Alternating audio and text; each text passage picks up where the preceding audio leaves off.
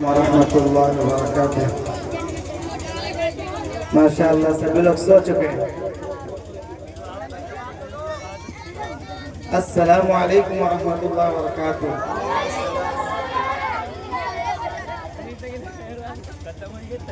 نحمد اللہ العلی العظیم ونصلی ونسلم علی رسولہ الکریم اما بعد فاعوذ باللہ من الشیطان الرجیم بسم اللہ الرحمن الرحیم قل هو اللہ احد اللہ الصمد لم یلد ولم یولد ولم یکن له کفوا احد صدق اللہ العظیم۔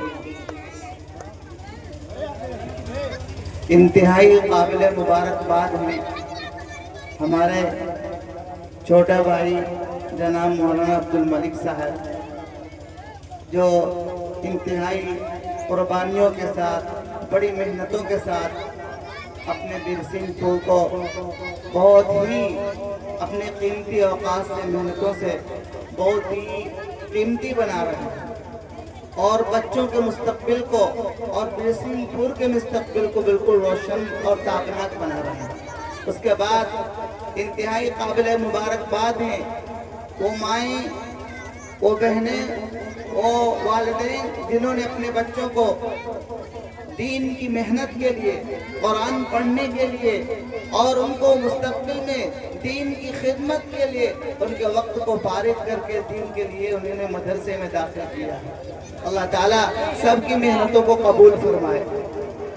اب کوئی بیان نہیں ہوگا، بیان تو ہمارے ماما جناب حضرت مولانا سمیع الدین صاحب دامت برکاتہم کا مختصر دعائیہ کلمات کے بعد بس آخری بس دعائی ہے، چند باتیں ہیں۔ میں نے درمیان میں رمضان سے پہلے اپنے بچوں کو، میں چونکہ امتحان کے لیے آتا رہتا ہوں، پروگرام میں آتا ہوں، تو 3 باتیں بیان کی تھی، بتایا تھا۔ ان باتوں کو میں دہراؤں گا اور اس کے بعد عمومی طور پہ 3 قرآن کے حقوق بتاؤں گا۔ میں نے بچوں کو بتایا تھا، غالباً یاد ہوگا، کسی بچے کو اگر یاد ہو تو کوئی بات بتا دے۔ میں پہلے پروگرام میں ختم القرآن کے پروگرام میں کن 3 باتوں کو بتا کے گیا تھا؟ جو بچہ بتائے گا انشاءاللہ انعام دوں گا۔ انہی باتوں کو دہرا کے حقوق بتا کے بات ختم کرتا ہوں۔ مولانا نے 15 منٹ کہا، انشاءاللہ 10 منٹ کے اندر بات ختم ہوگی۔ کون بچہ ہے بچی بتائے گا؟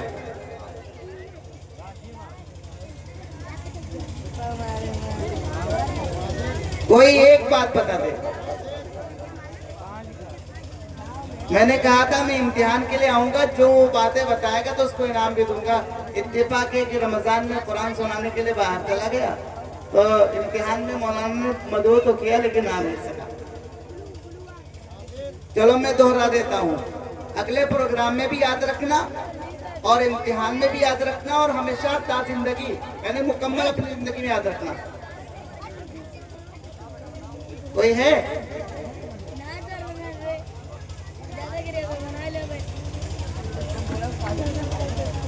کیا بتایا؟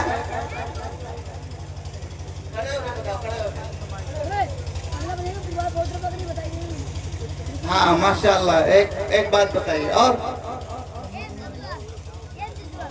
جی اس بچی نے ایک بتایا ہے، میں اس ایک سوال کو بتانے، ایک جواب بتانے پر اس کو میں پوری مجلس کے سامنے 100 روپے انعام دیتا ہوں۔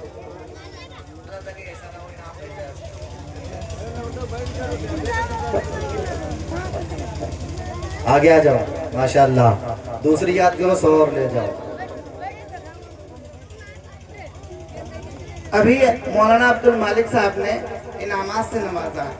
میں نے اپنے بچوں کو بتایا تھا یہ باتیں میری نہیں ہیں، حضرت مولانا علی میاں صاحب دامت برکاتہم نے تمام طلباء اور علماء، بڑے ذہین و فطین، دنیا میں چلنے پھرنے والے، بڑی بڑی ترقیات کو اپنانے والے، بہت دور دور کا لمبا سفر کرنے والے، علمی اعتبار سے بہت ہی ترقی پانے والے حضرات ان باتوں کو اپنے اندر سموتے ہیں۔ ان کے درمیان یہ باتیں فرمائی تھی۔ پہلی بات، ہم تمام طلباء کو اور تمام لوگوں کو جو بھی کام کرنا چاہیے اللہ کے لیے، اس کے لیے لفظ کیا تھا؟ اخلاص۔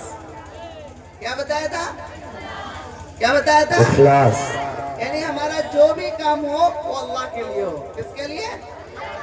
ہمارا پڑھنا ہمارا ہر کام کرنا اللہ کے لیے، پہلی بات۔ دوسری بات، جب ہم پہلے نمبر پہ اللہ کے لیے کریں گے، ہر میدان میں اللہ ہمیں کامیاب کریں گے، ہر میدان میں ہمیں اللہ کامیاب کریں گے، کیونکہ جب اخلاص ہمارے اندر آئے گا تو ہمارے اندر توحید اور اللہ کو ایک ماننا اور اللہ کے تعلق سے ایمان و عقیدہ ہمارے دل میں بہت مضبوط ہو جائے گا۔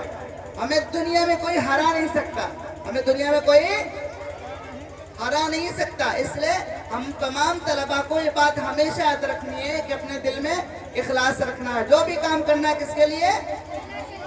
جو بھی کام کرنا ہے کس کے لیے بھی بولو؟ اللہ کے لیے، نمبر 1۔ نمبر 2، استخلاص۔ کیا کرنا ہے؟ ہم تمام بچوں کو، بچیوں کو اپنی من مرضی سے نہیں چلنا، اپنی من مرضی سے، بلکہ اپنے بڑوں کے، خصوصاً اپنے ماں باپ اور اس کے بعد اپنے استاد کے حوالے کرنا۔ وہ جو اشارہ کریں گے، جو ہمیں بات بتائیں گے، اس کے مطابق ہمیں چلانا ہے۔ اس کے لیے کیا لفظ آتا ہے؟ استخلاص۔ کیا؟ اگر ہم اپنے ماں باپ کی بات مانیں گے اور اپنے استاد کی بات مانیں گے تو کوئی ہمیں راستے سے ہٹا نہیں سکتا، کوئی پہلا نہیں سکتا، کوئی پھسلا نہیں سکتا، نہ ایمان سے الگ کر سکتا ہے، نہ عمل سے، نہ دنیا میں ہمیں ناکام کر سکتا ہے، نہ آخرت میں۔ اور سب سے بڑا دشمن شیطان بھی ہمیں نہیں ہرا سکتا۔ تو دوسرے نمبر پہ استخلاص۔ تیسرے نمبر پہ اختصاص۔ کیا کرنا چاہیے؟ امتیاز۔ مولانا نے ابھی نام دیا، کہا جو سب سے زیادہ حاضر ہونے والا، اس کو بہترین نام امتیاز، اختصاص۔ سب سے زیادہ بڑھیا پڑھنے والا، سب سے زیادہ بہترین، اچھی طرح قرآن اچھے انداز میں پڑھنے والا، سب سے زیادہ بہترین محنت کرنے والا۔ تو ہم آپ جتنے بھی ہوتے ہیں، کسی دکان پہ جاتے ہیں، مارکیٹ میں جاتے ہیں تو سب سے اچھا مال پسند کرتے ہیں۔ اسی طرح ہم اور آپ سب سے اچھے بنیں گے تو سب سے اچھا دنیا میں بھی انعام پائیں گے اور انشاءاللہ آخرت میں بھی انعام پائیں گے۔ تو ہم کو پہلے نمبر پر اخلاص اور دوسرے نمبر پر استخلاص۔ اخلاص، جو بھی کام کرنا ہے اللہ کے لیے، جو بھی کام کرنا ہے اللہ کے اور لیے، اپنے ماں باپ کی اور استاد کی بات مان کے چلنا ہے اور اپنے آپ کو ان کے حوالے کرنا ہے۔ اس کے لیے بولیں گے استخلاص۔ کیا بولیں گے؟ اور تیسرے نمبر پر ہم کو اپنے آپ کو سب سے اچھا بنانا، انشاءاللہ سب سے اچھا بنائیں گے، دنیا میں سب سے اچھا انعام ملے گا، انشاءاللہ دنیا میں بھی سب سے اچھا اور آخرت میں بھی سب سے اچھا انعام اللہ دیں گے۔ اس لیے امتیاز، یہ 3 باتیں تھیں ہمارے بچوں کے لیے خصوصاً اور عموماً سب کے لیے۔ اس کے بعد ہم کیونکہ مدرسے سے جڑے ہوئے ہیں، مولانا محنت کر رہے ہیں اور یہ دینی پروگرام ہے اور قرآن کا خاص طور پہ قرآن کے پڑھنے پڑھانے کا پروگرام ہے، تو قرآن کے ہم سب کے لیے 3 حقوق ہیں۔ کتنے حقوق ہیں؟ کتنے حقوق ہیں؟ نمبر 1، قرآن کو اچھی طرح پڑھنا۔ اور بولیے، قرآن کو اچھی طرح پڑھنا، لب و لہجے کے ساتھ، اس کی تجوید کے ساتھ، شاندار، ایسے جیسے ویسے تیسے نہیں پڑھنا ہے، بلکہ لب و لہجہ بھی شاندار ہونا چاہیے، مخارج حروف اچھا ہونا چاہیے، کیونکہ قرآن پوری دنیا میں ایک ہی ہے۔ یہ نہیں برسنگ پور کا قرآن دوسرا اور عیسیٰ نگر کا دوسرا، لکھیم پور کا دوسرا، سیتا پور کا دوسرا، سعودی کا دوسرا، ایران کا دوسرا، نہیں، ہر جگہ کا قرآن وہی ایک قرآن ہے۔ جو سعودی میں مکہ میں پڑھا جائے، جو مکہ میں اور مدینہ میں پڑھا جائے، وہی قرآن اسی لہب و لہجے میں برسنگ پور میں بھی پڑھا جائے۔ اس کے لیے ماشاءاللہ مولانا محنت کر رہے ہیں، شاندار لب و لہجے کے ساتھ آپ کو استاد پڑھا رہے ہیں۔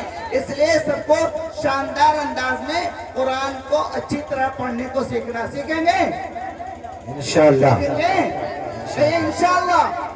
انشاءاللہ دوسرے نمبر پر قرآن کو ہمیں سمجھنا ہے، قرآن کو ہمیں سمجھنا، جو ہمارے عالمت پڑھ رہے ہیں یا نہیں بڑے ہو گئے، وہ اپنے علماء سے قرآن کو سمجھیں، قرآن کو سمجھیں، یہ دوسرا حق ہے۔ اور تیسرا حق ہے قرآن کو ہمیں سمجھ کر کے اس پر عمل کرنا، ہمیں سمجھ کر اس پر۔ بچوں کے لیے خصوصاً میں تین بات بتایا ہوں، اخلاص، استخلاص، امتیاز یا اختصاص، ٹھیک۔ اور عمومی طور پر سب کے لیے 3 حقوق قرآن کے ہیں۔ نمبر 1 قرآن کو اچھی طرح پڑھنا، نمبر 2 قرآن کو سمجھنا، قرآن کو، اور نمبر 3 قرآن کی سمجھی ہوئی باتوں پر ہمیں عمل کرنا، قرآن اور حدیث پر اللہ اور اللہ کے رسول کے فرمان کے مطابق اپنی زندگی گزارنا۔